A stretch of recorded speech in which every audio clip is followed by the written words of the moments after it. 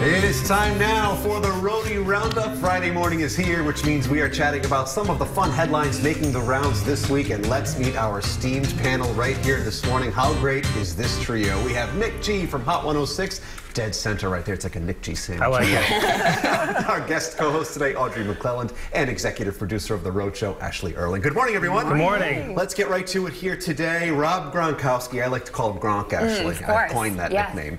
He's been in the news this week saying that he doesn't spend any of his NFL money, mostly living off of his endorsement money, so he splurged for the first time recently purchasing this blinged out necklace. So we all know that saving is very important, but it's also good to treat yourself. And I'm going to start with you on this because we always Splurge USA.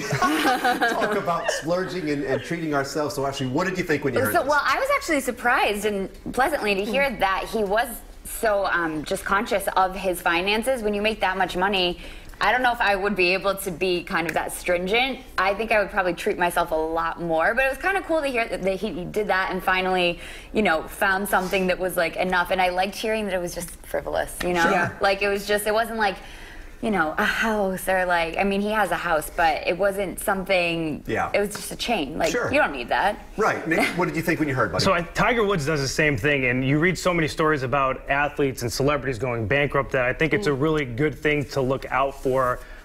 How Gronk is it, though, that it's a chain? I mean, it's got to be a chain when it comes to Gronk. Sure, Audrey. I loved it. I mean, I think he works hard, and why not repay yourself with something? You know, if he's not, you know, frivolous like this all the time, then reward yourself for being a hard worker. I think it's a good lesson for kids. I mean, you have little ones at home. It shows them that, hey, it's a good idea to save. Right. Sure. I don't even touch my roadshow money. Moving on here, a new survey says that social media determines or can determine if you get that new job or not. So according to this, 57% of employers actually check social media. So you got to be really careful, Nick. I'll start with you on this one. Not that you look like you cause trouble on social media. No comment. But when it comes to this stuff, are you mindful of the fact that, hey, an employer might see this? Absolutely. I think that it's crazy. We're in 2018 going into 2019 that this is even a study. Right. Yeah. I heard a good thing. Before you send it out, whatever form of social media, take 10 seconds, read it over, look at the picture, and think, this is going to be out there forever. Those delete apps doesn't work. Right. Once it's out there in the internet, it's never coming back. So you got to watch out. Audrey, this is another lesson, too. Yeah, no, screenshots are an unbelievable thing, right? And everything lives for the internet forever. So it's something I'm trying to teach my kids. Yeah. You know? Another life lesson right there. And Ashley, I know we talk about social media, it's the way of the present and the future as well. You got to be careful. Yeah, it's a really interesting time because it is a way that we communicate so much with each other now. But even when we're looking at hiring people here or interns or guests even, I mean, I do use social media to kind of vet people to see like what their habits are, or, you know, if they're tweeting about stuff, like that they're just, you know, kind of tweeting about normal things and they wouldn't be, you know, necessarily upsetting to someone or whatever. So you really do have to be very aware. And not to say you shouldn't have a personality on social media. You should be yourself.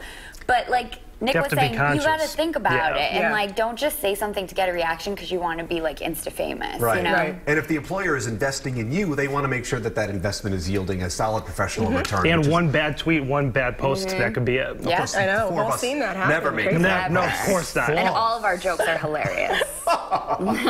And lastly here, 82% of Americans say their American dream is simply financial security. It's no longer owning a home. So it's kind of shifted a little bit, Audrey. When you hear that, do you think that's an accurate reflection of where we are in 2018? What do you think?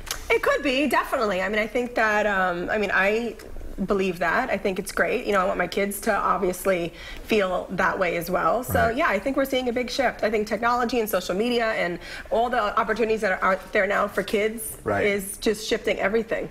Nick, for you, when you hear the words American Dream, what does it mean to you? First of all, I like this 3 for 3, like nice life lessons on the road. This is good. We're just helping everyone out on a Friday. I mean, yeah, I think that the study speaks for itself. Obviously, if you're more financially secure, it's going to have more of a dream feel to your life. But just remember, kids, money isn't everything. Yeah, it's true. Actually, of course, you and I are living the American nightmare every day. Yeah, and my dream is still to live in a castle, so I don't really know that this pertains to me. You're like, in the study. Yeah, no, I think that people are just more reasonable now in life. They just want to be able to have enough to just have a nice life, support their family, maybe go on a trip here and there. And that's, I mean, what more could you really want? I mean, not to be simple, but really, what more could you want? That's true. You've been watching Life Lessons with Roadshow guests Audrey, Nick, and Ashley. Thank you all so much for being here, for joining us here on this Friday morning. Always a pleasure chatting with our Roadie Roundup panel.